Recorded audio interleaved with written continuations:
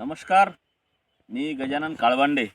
आज जो आपण या ठिकाणी पीक पाहत आहे ते बरेचसे शेतकरी बांधवांसाठी काही नवीन पण असेल किंवा काही शेतकरी बांधवांनी आपल्या शेतात लागवड पण केलेली असेल.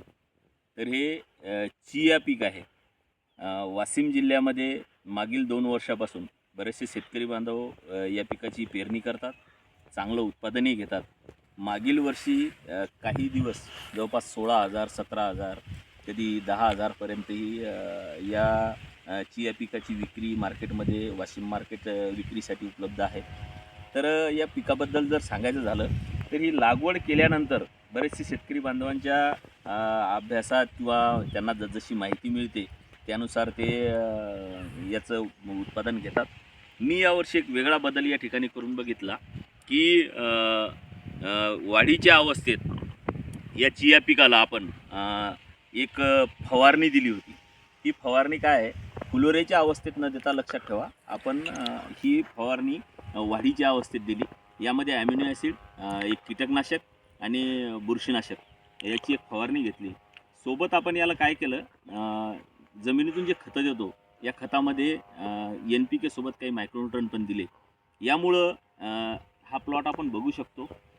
जसा गहू एकदम चांगल्या व्हेरायटीचा गहू ज्या पद्धतीत आपल्या शेतात दिसते प्लॉट, त्या पद्धतीत हे पीक आपल्याला या ठिकाणी बहरलेलं दिसते. या ठिकाणी जे काही पाण्याची पद्धत आहे हे जमिनीतून होता येईपर्यंत फुलोऱ्याच्या अवस्थेत आपण पटपाणी देतो. त्यामुळे वेगळंच होते की जे की फुलोऱ्याचं कुठं नुकसान होत नाही आणि आपलं पीकही आपल्या हाती चांगलं येतं.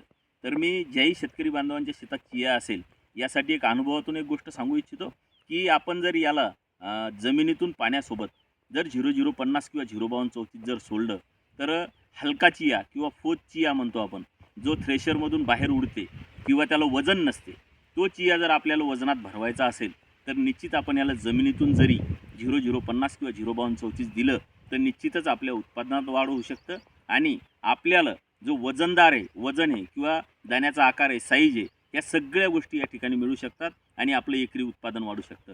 आपल्याला समोरच्या वर्षी एक गोष्ट लक्षात ठेवा, हा प्लॉट यानुसार आपण जर नियोजन केलं तर निश्चित आपल्याला 1 ते 1.5 क्विंटलपर्यंत उत्पादन वाढतं. सरासरी वाशिम जिल्ह्यात जवळपास एकरी 5 क्विंटल 4 क्विंटलपर्यंत चिया पिकते. आपण जर याचं कीटकनाशकाचं, बुरशीनाशकाचं किंवा खताचं जर नियोजन केलं 6 क्विंटल ते 7 क्विंटलपर्यंत पिकू शकतो. परंतु आपल्याला जर 3 किंवा 4 क्विंटलच होत असेल तर आपण त्या ठिकाणी फक्त काय करतो, त्याला पेरून देतो, कुठले खतं देत नाही. या पद्धतीनं करू नका. मेहनत सारखीच आपल्याला घ्यावं लागणार आहे. आपण जर त्या ठिकाणी थोडा बहुत खर्च केला तर निश्चित आपल्याला उत्पादनही वाढून मिळतं. धन्यवाद.